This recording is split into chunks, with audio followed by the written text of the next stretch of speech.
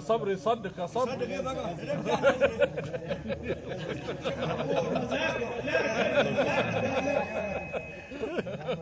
اصل انا هاخدنا على اخوان. لو انزلنا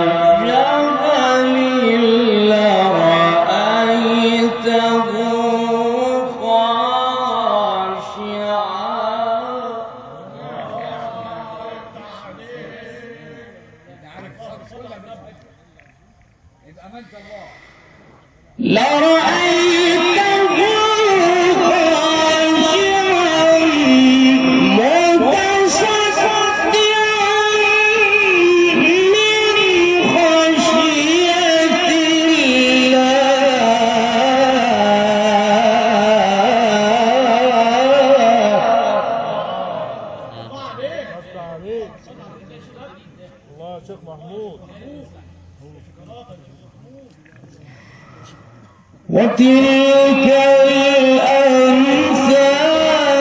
نضربها للناس لعلهم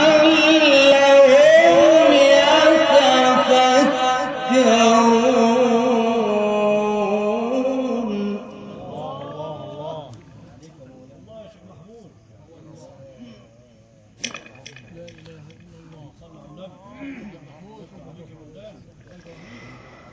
هو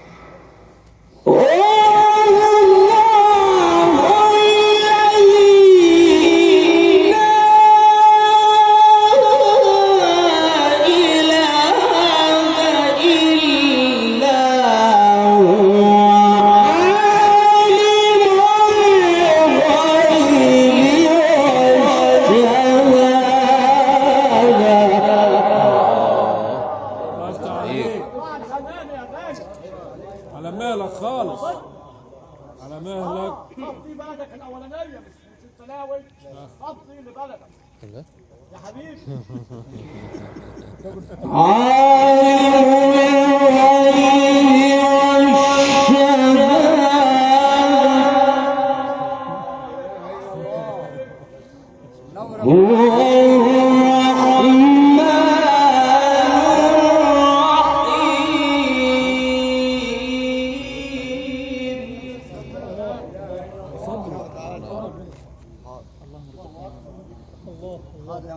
هنصدق هحاسبك انت. حاسب ايه بقى؟ ده ملاك ده. عالم الغيب والشهادة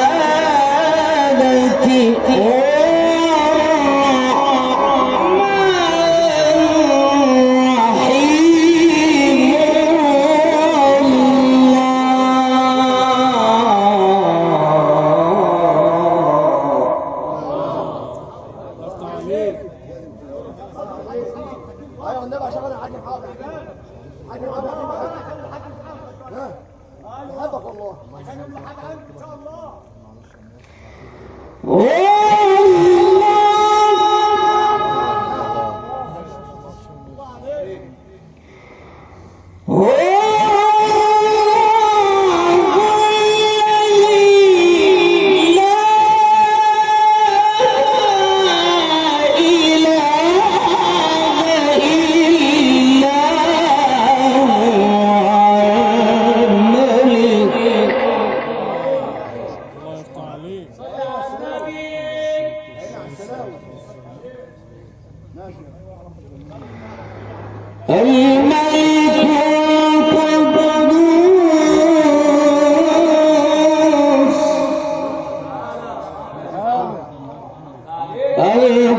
القدوس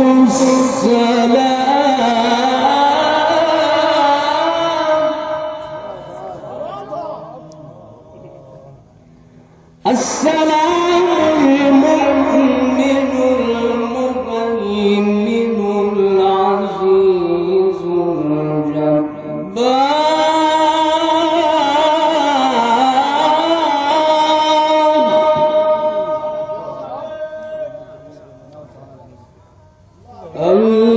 المتكبر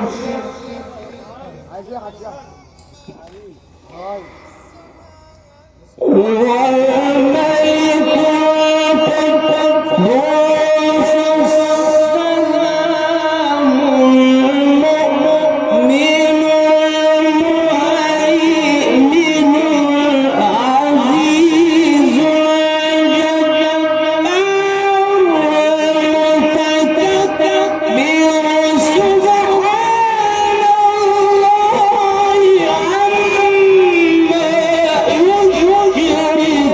عما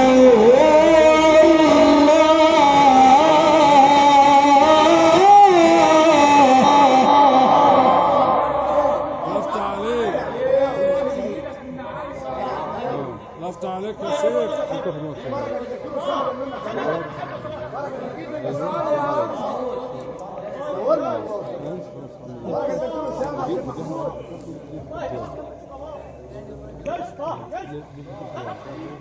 هو الله الخالق البارئ المصور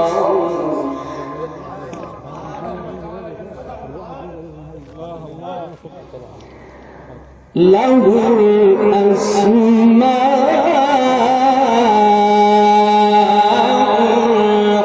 الحسنى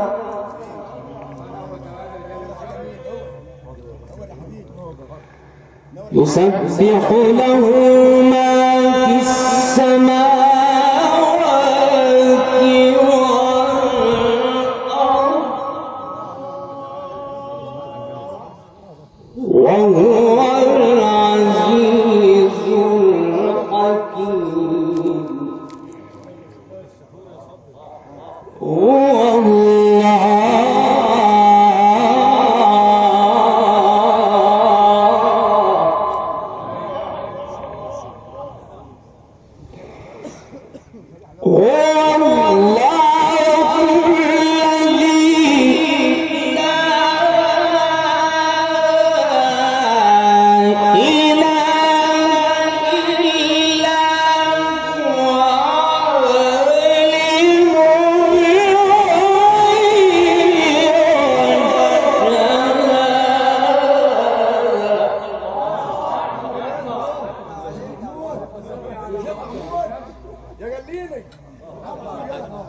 محمد لسه ما سمعش حاجه لسه بنهدى لسه بقول ما سمعتش حاجه ليه ده والله 14 ايوه 14 عيد كده لسه بعد ما في سحور للناس دي قريب يقول غسل لا يا ابو والله في وقت جوه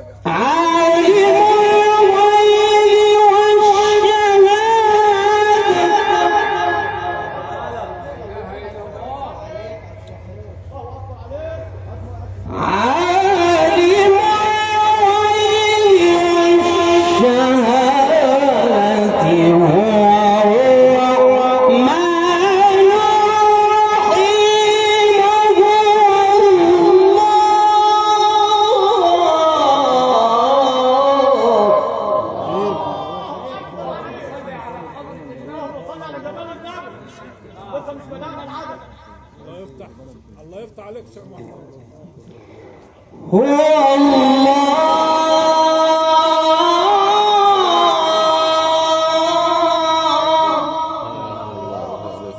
يا سيدي على التجلي. هو الله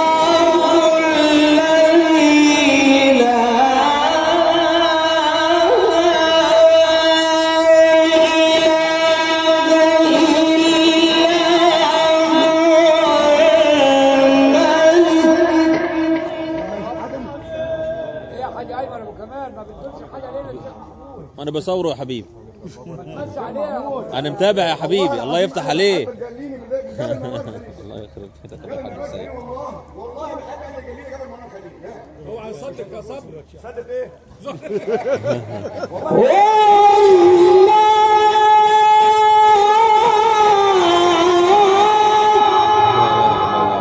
لا لا لسه مش بدأنا العالم يا خالد السيد شغله سليم. شغله سليم. اوعى يصدق.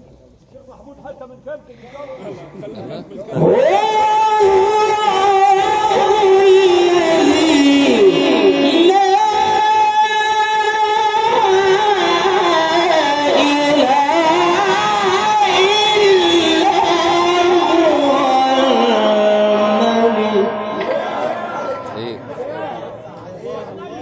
مجرم مجرم.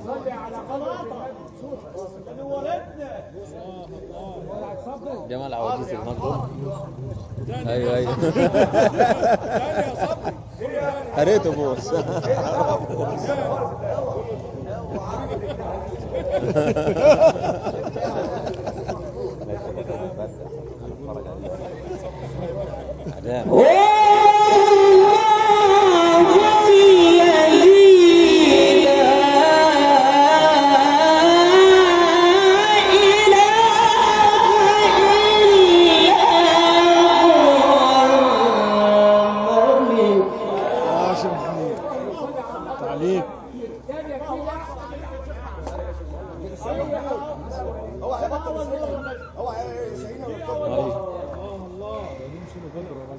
الملك القدوس السلام.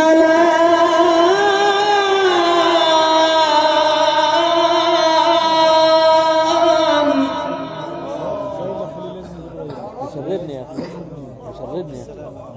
هو الحاج سيد. السلام المؤمن المهيمن. السلام المؤمن المهيمن العزيز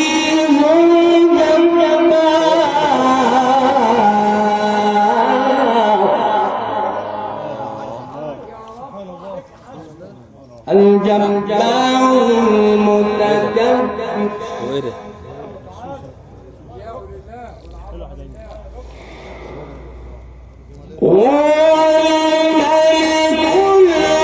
المتكبر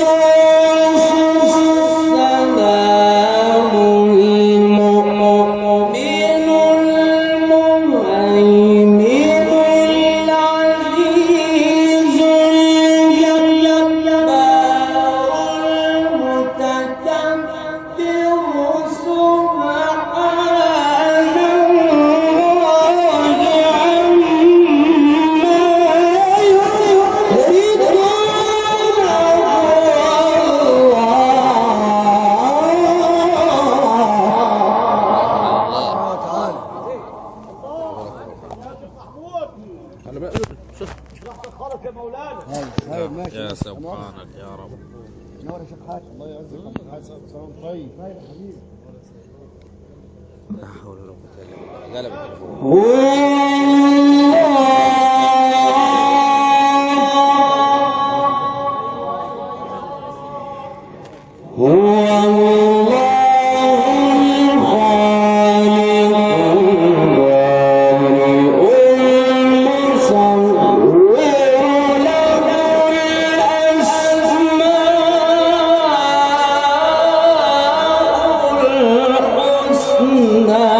أي والله.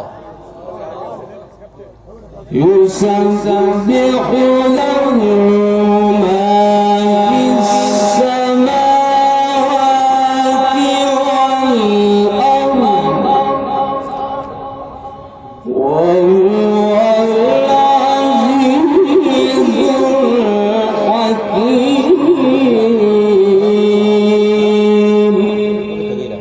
صدق